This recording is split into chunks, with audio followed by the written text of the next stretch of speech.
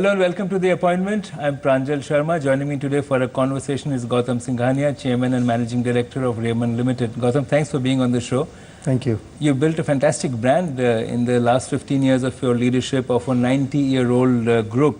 And you're also quite an icon yourself. Give me a sense of where Raymond stands today. How do you assess it? Well, I think Raymond today is the #1 textile apparel company in India. It's been built over 91 years. This is the 91st year of the company. It's really built on the goods and quality of its services and products. If you look at the market in the textile space, I don't think the #2 guy is even 5% our size. So that just shows you that you've really got a dominant position as far as the fabrics goes. In the apparel space, we are growing as probably the fastest apparel growing company in India today. And if you look at the consolidated play, whilst we've reached a long way, I think we've really got a long way to go. I certainly see Raymond as a brand which is in people's mind as the top of mind. If you actually look at what does Raymond stand for, if you take one word, it's trust. It stands for trust. And how do you capitalize and leverage on this? If you see over the last 3 or 4 years, we built substantial new businesses in the way of made to measure, in home. Our shirting business has become very large. So there are many things that are happening that are driving our business to another level. When you took charge 15 years ago and till now, did you have the vision when you began? Is it being realized now? How far away or how much further have you gone? Well, you know, it's a dynamic situation. So if you say 15 years ago, I mean, up to 19, for many years after that, you were not allowed to make garments because it was reserved for the small scale. Right. As that opportunity opened up, we saw a different vision. So I think we have a rolling vision. Whilst you have an overall macro vision, it's a dynamic situation. Today, Raymond is even investing in Ethiopia. Now, Ethiopia was not so good 3 years ago, but it suddenly opened up. And I think more than us wanting to invest in Ethiopia, it's our customers that are pushing to invest in Ethiopia, because Ethiopia has a most favored nation, economically backward country. Yes. So it has duty-free access. And it's also, it is being used as a place to manufacture and then sell to Europe because it's got duty-free access. Absolutely. It's a LDC, which is a least developed, economically backward country. So it has benefits which India doesn't have. Absolutely.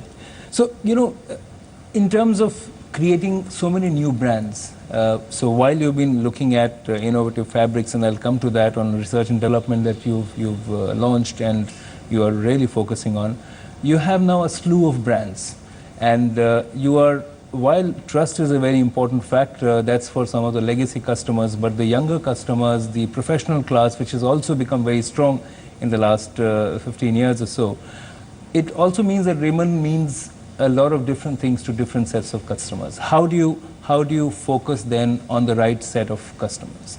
Well, Raymond is the only company that sells a fabric from 150 rupees a meter to 300,000 rupees a meter. Right. So we transcend the whole price segment.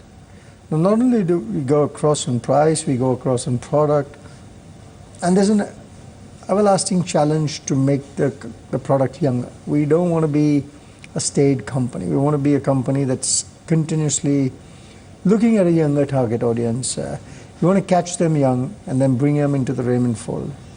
Like this morning, you saw I walked into the store, I saw these new linen shirts, and I was very pleased to see really high quality linen shirts being manufactured by the group now.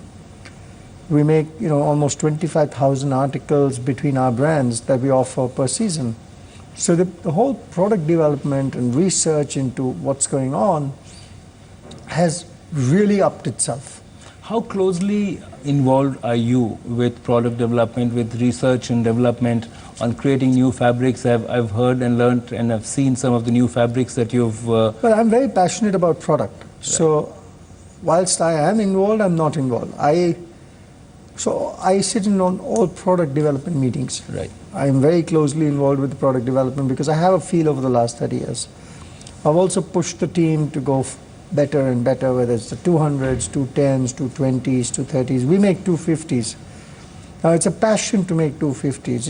It's like a fabric gold, you know. But it's the most expensive fabric in the world. It's the most expensive fabric in the world. But we are the only company in the world that makes it. There's no other company that can make it. There are companies that claim to make it, and I can categorically say it's a false claim. Right. And you're doing it in India. And we're doing it in India. So it's a matter of great pride because our 250s is the best in the world, and it is really limited by the raw material. So we buy all the raw material that comes up. Now, on the other hand, if you see a linen shirt, today you want to make the best linen, you want to make the best cotton. You've gone across fibers. Raymond only made pure wool, then it made polyester viscose, then it made polywool. So made polywool, polyviscose, pure wool. Now we're using linen, we're using cotton, we're selling silk fabrics. So you're changing the whole gambit of what's out there.